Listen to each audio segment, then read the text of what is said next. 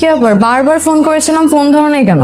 কাজে ছিলাম তাই ফোন ধরতে পারিনি। তুমি তো জানোই আমি কাজে থাকলে ব্যস্ত থাকি, তাহলে বারবার ফোন দিচ্ছিলে কেন? তোমার কি ব্যস্ততা আমার ভালো করেই জানা আছে। পৃথিবীর সব কাজ করতে পারো, আমি কোথায় কোন পরিস্থিতিতে থাকি তোমার কোনো ধারণা আছে? ওই সময় একটা ফোন ধরা আমার জন্য রিস্ক, আর তুমি ঠিক ওই সময় আমাকে ফোন দিয়ে যাও। কি এমন পরিস্থিতি যে নিজে বউয়ের ফোন ধরার সময় নাই? আর তোমার কি রিস্ক সেটা আমি খুব ভালো করেই জানি। ভালো করে জানো, তাহলে বারবার ফোন দাও কেন? আজকে বাবা যেতে বলেছিল, আমাদের যে দাওয়াত ছিল তোমার তো মনে নাই?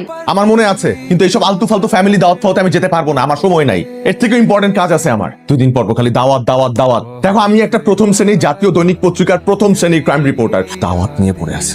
আমার এইসব দাওয়াতের সময় নাই। তা থাকবে কেন? তোমার তো খালি সময় থাকবে মেয়ে কলিগদের সাথে। কি মেয়ে কলিগদের সাথে? কি পৃথিবীতে ক্রাইম রিপোর্টার তুমি শুধু একাই না, আরো অনেকে আছে যারা বউ নিয়ে সুখে শান্তিতে সংসার করে, তোমার মতন না। আমার বউ তো সেটা তুমি হারে হারে টের পাচ্ছি। আমার মতন বউ দিয়ে তোমার তো হচ্ছে না।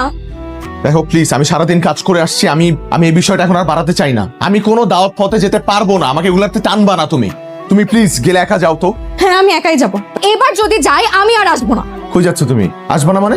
আসবো না মানে আসবো না। তুমি সুখে শান্তিতে থাকতে চাইছো তো, তোমাকে সুখে শান্তিতে রেখে যাচ্ছি। সরো। যাও, একবারে চলে যাও। তুমি গেলে আমি আসলেই শান্তি পাই।